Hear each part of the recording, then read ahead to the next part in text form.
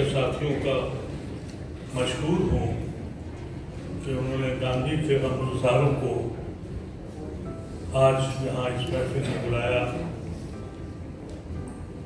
معلوم نہیں یہ خوشی کا موقع ہے یا ماتم کا موقع ہے، کیونکہ ہم گاندھی کے قاتل بھی ہیں اور پجاری بھی ہیں۔ یہ عجیب مذاق ہم نے کیا اپنے رہنما کے ساتھ، ایک وہ شخص جس کو دنیا دیکھ کر اس کو فالو کرتی ہے۔ آج جب ہمارا پرائم منسٹر امریکہ جاتا ہے تو امریکہ کا صدر کہتا ہے کہ گاندھی کو اپنا لو۔ یہ اس ملک کا پرائم منسٹر سے کہا جا رہا ہے جو اس گاندھی کے ملک کا پرائم منسٹر ہے۔ آج حالت یہ ہے، ابھی بہت سے لوگوں نے کہا جو فضا ہے اس ملک میں، گاندھی کو ہم نے ایک بار نہیں مارا ہے، ہم برابر قتل کرتے ہیں، اس کی آتما کی روح کو تکلیف پہنچاتے ہیں۔ پڑی ہے لاش تعصب کی دوراہے پہ مگر ایک جنازہ ہے جو قوموں سے اٹھائے نہ بنے۔ آج حالت یہ ہے کہ جو شخص گاندھی کو ابھی کہا گیا گوڈسے کے بارے میں، اور پھر یہ بھی کہا جاتا ہے کہ فخر سے کہو، کیا کہیں جہاں معصوم بچیاں کے ساتھ دن و رات بلاತ್ಕಾರ ہو، ہم کہیں کہ ہم گاندھی کے ملک میں ہیں؟ جہاں پولیس درندوں سے زیادہ انتقام لیتی ہو انسانوں سے، ہم کہیں کہ ہمیں فخر ہے؟ جہاں کچہریوں میں ٹکوں پہ انصاف بکتا ہو اور عدالتیں حکومتوں سے پوچھ کے فیصلے کرتی ہیں، ہم کہیں کہ یہ گاندھی کا ہندوستان ہے؟ کس سے کہیں؟ اس ملک کے ساتھ ہم نے جو کیا ہے، گاندھی کا ایک جتنے سپہ سالار تھے، گاندھی کہتے تھے کہ جو میں سوچتا ہوں نہرو وہ کر دیتا۔ نہرو کو کتابوں سے ہٹا دیا، نہرو کے وجود کو ختم کر دیا، اور ہم نے خاموشی اختیار کی۔ اس میں ذمہ داری کانگریس پارٹی کے ذمہ داروں کی بھی ہے۔ انہوں نے اس آئیڈیالوجی کو بنایا نہیں، اس کو چلایا نہیں۔ آج مسئلہ صرف یہ ہو گیا ہے کہ صرف نفرت اور نفرت، جس سے زندگی بھر گاندھی لڑتے رہے اور خود اپنی جان دے دی۔ جس ملک میں گوڈسے کے مندر بنانے کی بات ہو، اس ملک پہ کیسے گرو کر لیں، کیسے کہہ دیں کہ یہ میرا ملک ہے، یہ گاندھی کا ملک ہے؟ ہم اپنی قوم کے لیے آپ سے کہنا چاہتے ہیں، ہماری قوم نے اپنے خون کو بانٹا تھا۔ ہم نے گناہ کیا تھا کیا؟ ہم نے ایک مسلم اسٹیٹ چھوڑ دی تھی، ہم نے کہا تھا ہم گاندھی کی سانجی وراثت میں جائیں گے، اور آج عالم یہ ہے کہ فیکٹریاں بند ہو جائیں، لڑکے بے روزگار ہو جائیں، کسان سڑکوں پہ آ جائے، لیکن میاں کو جیت ہرانا ہے، میاں کو سبق سکھانا ہے۔ ایسے پہ الیکشن ہوتا ہے بدنصیبی سے، اور وہ سرکاریں بناتی ہیں۔ تو ہم سے پوچھے کوئی، ہمارے دل سے پوچھے کہ ہم نے کیا گناہ کیا تھا؟ گاندھی کو تو ہم اپنے دلوں میں رکھیں، لیکن عمل ہمارا بالکل اس کے خلاف ہے۔ ایک طبقہ ہے جو صرف یہ کہتا ہے کہ ملک تباہ ہو جائے تو ہو جائے، میاں کو تو ٹھیک کرنا ہے، اور الیکشن لڑا بھی اسی پہ جاتا ہے، اور الیکشن جیتا بھی اسی پہ جاتا ہے۔ پولیٹیکل پارٹیز خوفزدہ ہیں، ڈرتی ہیں کہ کہیں ایسا نہ ہو کہ میرا ووٹ بینک چلا جائے۔ میں پارلیمنٹ میں رہنے کے بعد میرا یہ تجربہ ہوا کہ پولیٹیکل پارٹیز نے اس ملک کو تباہی کے کگار پہ کھڑا کر دیا۔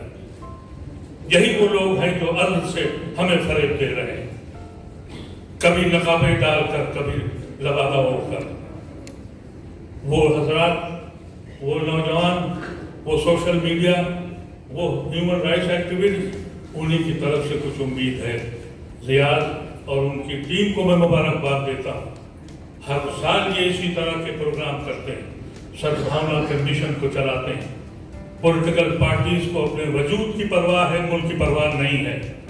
अगर मुल्क की परवाह होती तो ये मिल के लड़ते और इस तूफान को रोकते।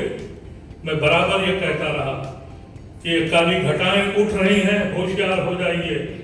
पॉलिटिकल पार्टी ने कहा ये तो सावन की घटाएं हैं, नशेमन जल रहा है, उनका परवाह उनको नहीं थी। उनका हमारी जमात कैसे बड़ी हो जाए, हम अपनी जमात में कैसे खड़े हो जाए, ऐसी शक्ल में क्या करे कोई। आप ऐसे हजरात मौजूद हैं।